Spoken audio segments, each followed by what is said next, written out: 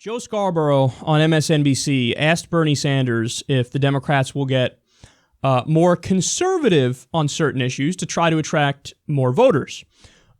Let's go ahead and watch this because I have a lot to say about it. If expanding the Democratic tent included expanding that tent to working class voters in, say, states like Kentucky who are pro-life, and should the DNC actually aggressively try to recruit candidates that line up culturally more with the areas where they want to win? Like, for instance, you were accused of being more pro-gun because you're from Vermont. I think you had a D- average, but that's actually a great point. That was considered a cardinal sin from the Democratic Party.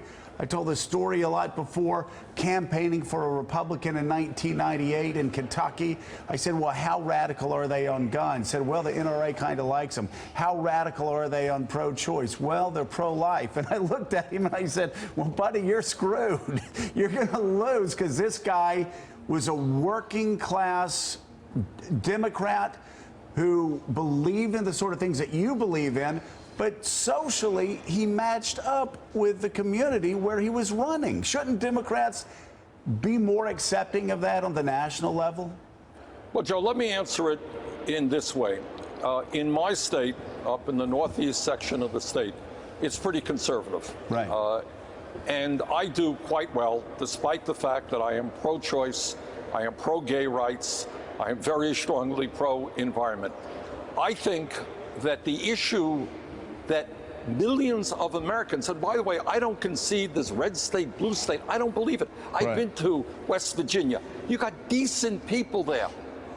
Decent people who are working longer hours for lower wages if they're lucky enough to have jobs. They can't afford to send their kids to college. Right.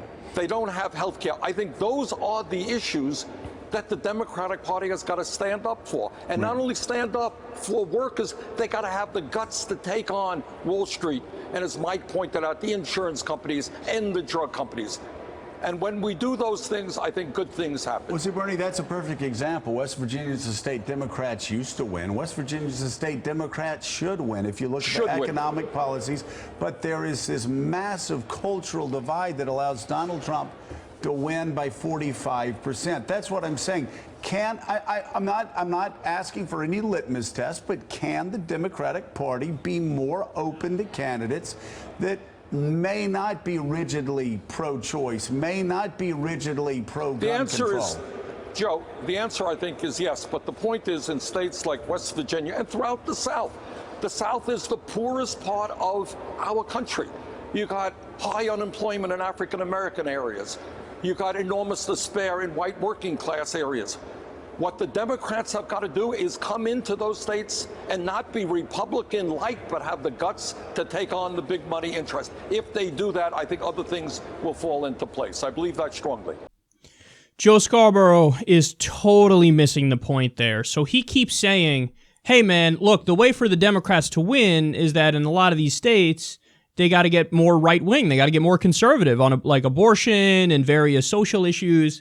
You just can't run these pro-choice Democrats in these conservative areas because then it's a death sentence. The writing's on the wall. They're not going to win, and they're not going to win because they disagree culturally and socially with the people in those areas. So that's the answer. The answer is you have to move towards more socially conservative Democrats, and then you win. That's the point Scarborough's making.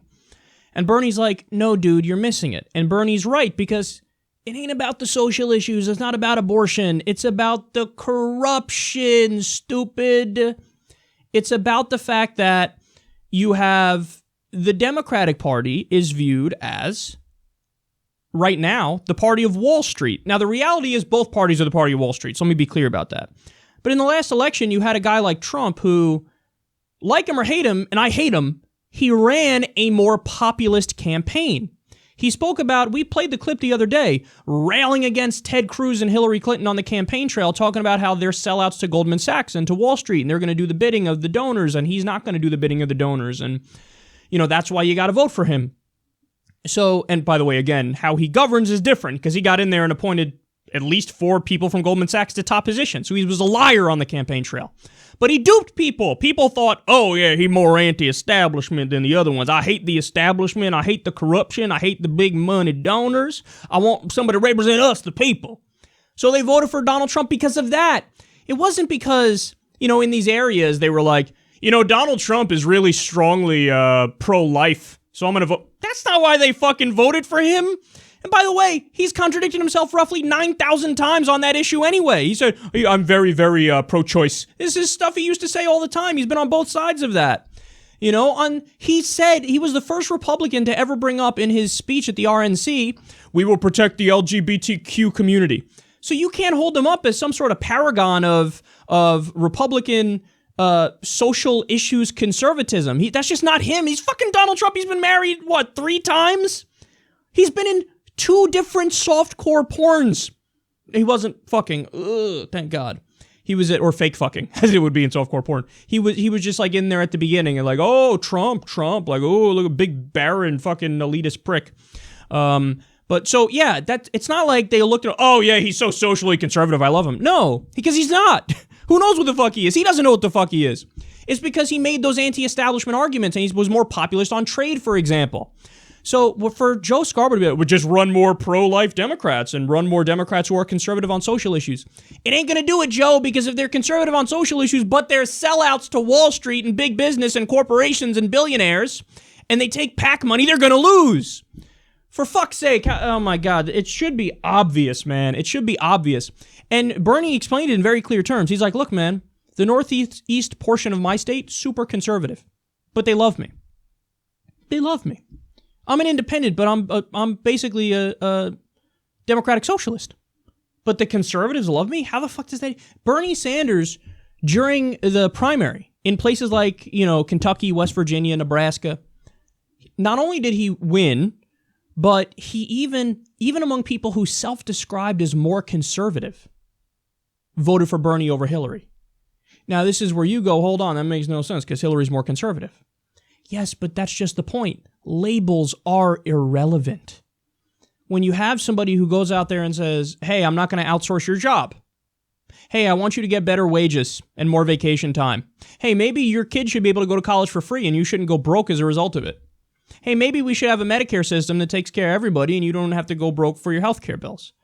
That crosses partisan lines, son. To say I'm not taking money from these big money donors and I'm not going to serve them, I'm going to serve you. That's what people are going to vote for. So Joe Scarborough is 100% incorrect. It has nothing to do with the social issues and, oh my God, it's a cultural divide.